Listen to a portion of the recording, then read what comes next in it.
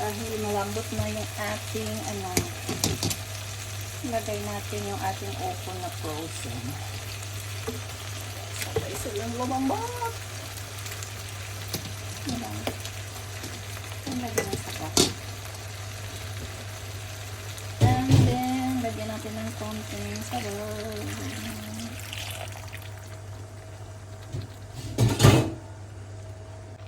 Lagyan natin ng 4 cubes. Pampalasa. Pampalasa. Lagyan ng magic sarap. O, diba? Natin ng asin. Asin. Asin. Asin. Slice. Konti lang. Ayaw lumabas yung asin. O, diba? Nakarami. So, ayan na siya. Takpan na natin. Lagyan natin ng malunggay yan, guys. Ayan na siya. Palambutin pa natin konti. Wow! Masyadong malapot. Tikman natin. Wow! Ang sarap. Lagyan natin ng sili. Kumukulo na siya. Ayan, may alugbati na. Lagyan pa natin ng malunggay. O, diba? Sayang kasi yung gulay. So, lagay natin yung malunggay natin, guys. Gulay is life. Diba? O, diba? Grabe. As in. Ayan na siya. Super yummy naman ng ating lutong bahay. Lutong bahay. Munggo na may upo. At malunggay. O, diba? With buto-buto ng pork. Ang sarap-sarap. Hindi naman ko expert magluto, pero pinachamba-chamba lang ko. Pero murag lami man siya. Sa mitami pa lang. O, diba? Mitami pa lang. Oishiso na. Char. Charot lang.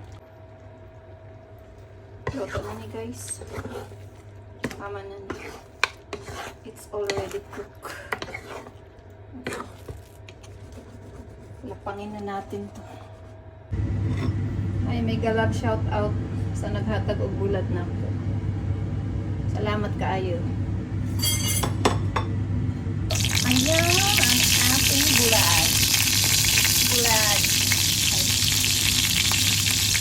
Ayan ang ating bulad na mabango. Arisan natin ng bongo.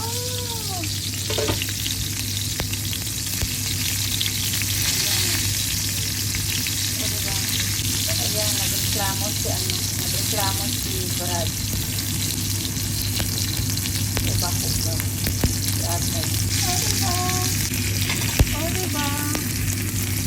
Sarap-sarap. Ang ating isugo.